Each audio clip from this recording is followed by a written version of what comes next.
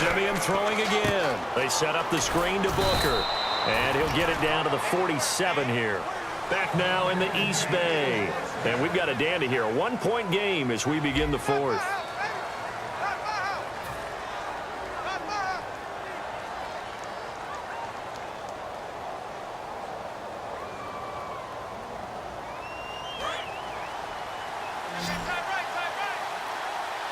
Thomas, the lone receiver, left.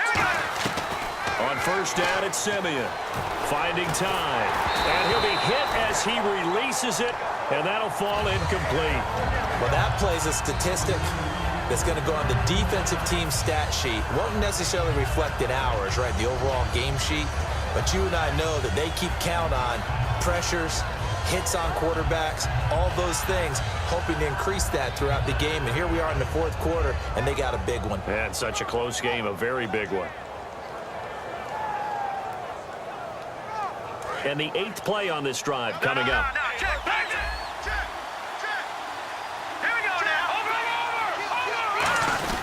A second down carry for Booker. And nothing doing. He's immediately taken down at the line of scrimmage. Only a yard on the pickup there, and it'll bring up a third down. Well, I think we know by now that every run is not going to be broken and get all the way to the end zone. But these short ones still have their value. You can still set up your play action and throw the football. You control the clock because you have the ball and they don't. And often the physicality sets the tempo for the game. Throwing on third down, Simeon. Hard throw, incomplete. Emmanuel Sanders, the intended receiver. And that brings up fourth down. Here's Riley Dixon now, as he should be able to pin him back deep here with his first punt.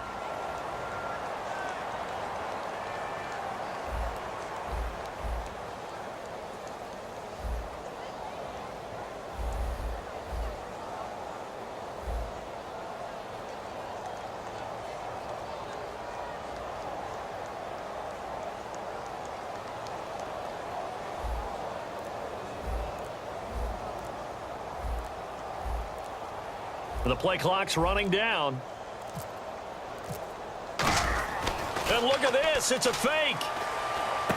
Into a double team, and it's intercepted. Picked off by the former Eagle, Nate Allen.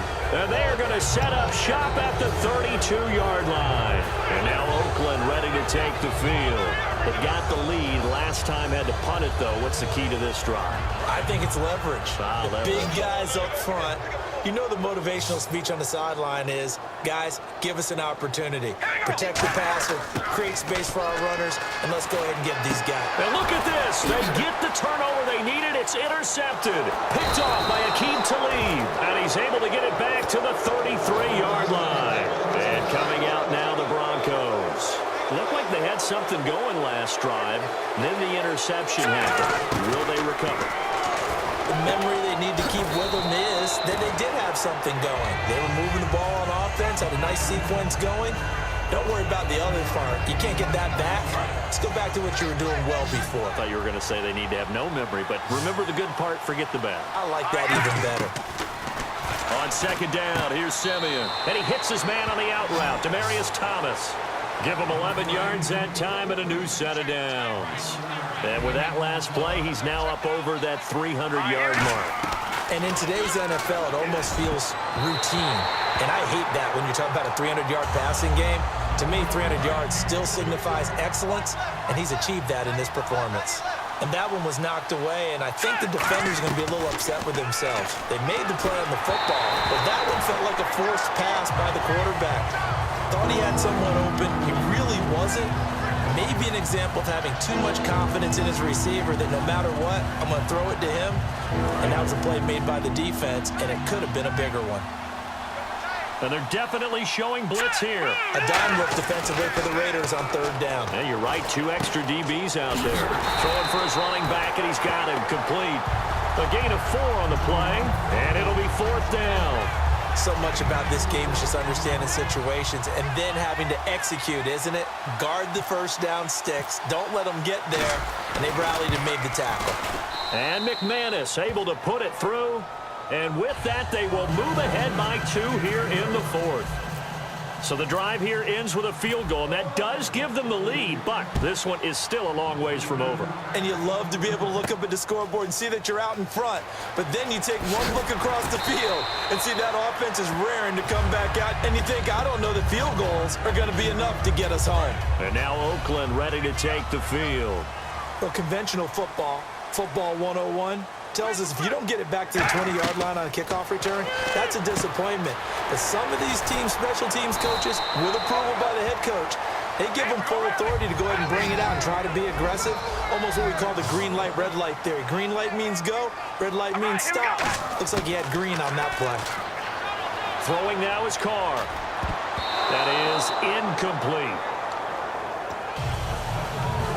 So they're still at the original line of scrimmage here. 2nd down and 10.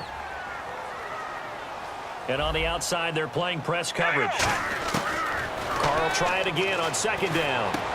And his throw here's incomplete. The big tight end, Clive Walford, the intended target. And it's 3rd down.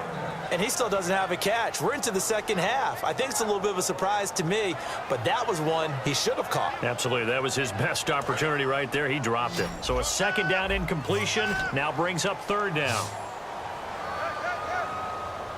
Here we go. Wide and Yates. Wide and Yates. Zebra. Zebra. Watch twins. Hey, we're going to rally. Rally. Throwing his Carr on 3rd down. And this is caught. Amari Cooper. And he will have 1st down yardage as he's brought down at the 41. And the offense moving quickly to the line. I don't care how many times we see it. I still get a kick out of watching quarterbacks and receivers do the pass tree in pregame warm-up. But I always remember that when we go to practices, we see that after practices as well. They really tune it up, don't they? They tune it up. They know why they do it for these situations. 1st down. And they build that trust, and that's why they're able to find him in this type of a situation. And taking it across midfield and inside the 45. And here comes play number 6 on this drive. That looked like a pretty good route combination there because you've got to find a way to clear the guy running the drag, because when you do, you just put the ball on him and then let him run. Yeah, he's got some space. Carr now on 1st down. Got a man, and he hits him in stride. And 15 yards there on the catch and run. Of course, the catch was nice, but how about what happened after? Able to stay on his feet and gain all that additional yardage. So many of these slot guys, I think, have running back in their background. On 1st down, Murray.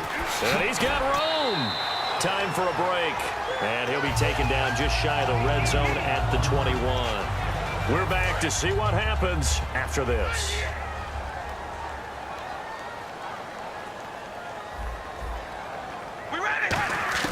He's back to throw. A right side catch by Crabtree. That catch good for only a yard, and it'll be 3rd down. That time they hit him out of the slot on the drag. And that route takes some fortitude from the guy running it because he knows he's going through the briar patch, as I like to call it, right? He's trying to work his way through all that traffic, and people wanting to put a little contact on him. Really well done. He needed 2. He got 1, and that's going to leave him with 4th down at a yard. So a lot rides now on the big left leg of Sebastian Janikowski. This for the lead in the final stages. And the 38-year-old vet able to split the uprights. And they have taken the lead here in the final 2 minutes.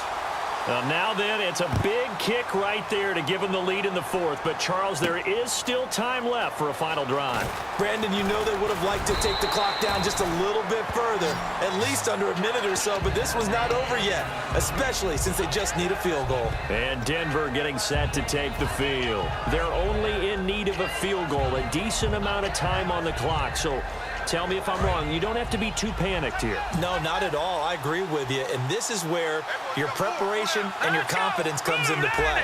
They've worked on these situations. They practice this all the time. They practice it all the time. They know what they want to get done. And in a lot of cases, the great competitors, they love this situation. They think they can go ahead and get it done. They practiced it. We'll see if practice makes perfect. Seeing that play and understand just how tough it is to cover tight ends, especially the ones running around the NFL nowadays. Makes me glad I didn't make it in that league. I would have had a really difficult time. But now you get to sit up here with me. Yeah, and that's fun, isn't it? And what a really nice gain right there on first down for them. Brings up a nice second down for them. So here we go, 1st and 10 now.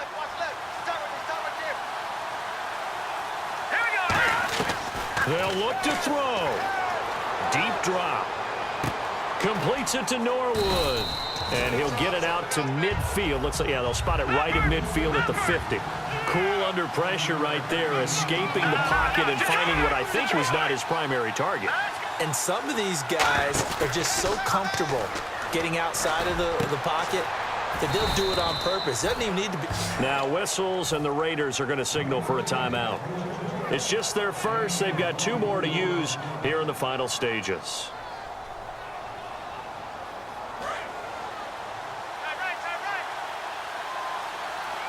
They'll come out in the pistol. Here we go now. Detroit! Detroit! Back Madden NFL. Again, we'll see the pistol here. Back to throw. And he can't get a throw away. He's taken down. Khalil Mack in there to drop him as the clock continues to roll. Now hold everything here. We're going to get a timeout by the offense. It's just their first. They've got 2 more to use here in the final stages.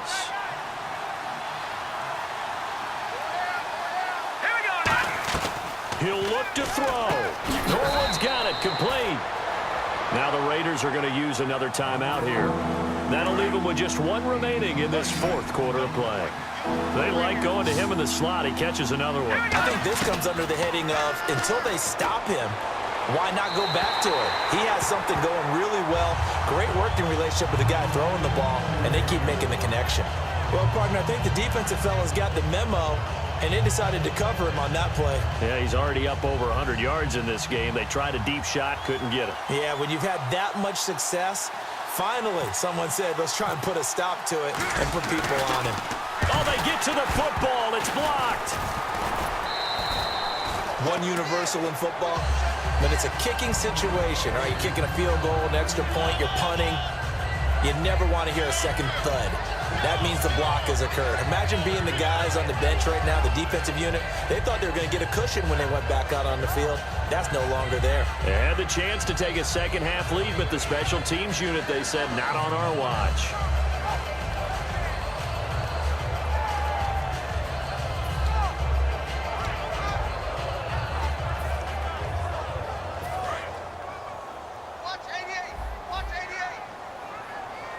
Possible run anticipation here as the D-line sandwiches together. Time to ground it out now with Murray. And now the Broncos will burn another timeout here. And as the 2 teams talk it over on their respective sidelines, we take a break.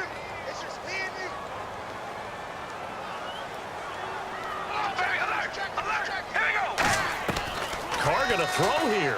Letting one fly deep for Cooper. And it's incomplete. They're still throwing to the very end, but now this game is over.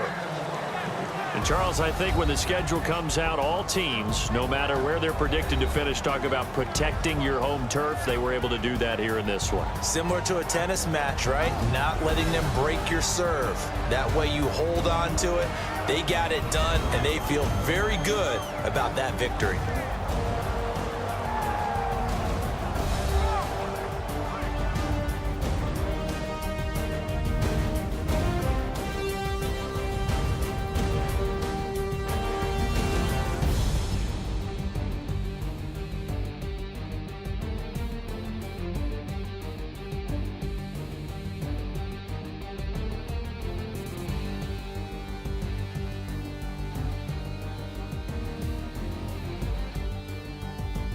So that's a wrap for Charles Davis. I'm Brandon Gunn, and this has been a presentation of the NFL on EA Sports. For more, check us out at easports.com.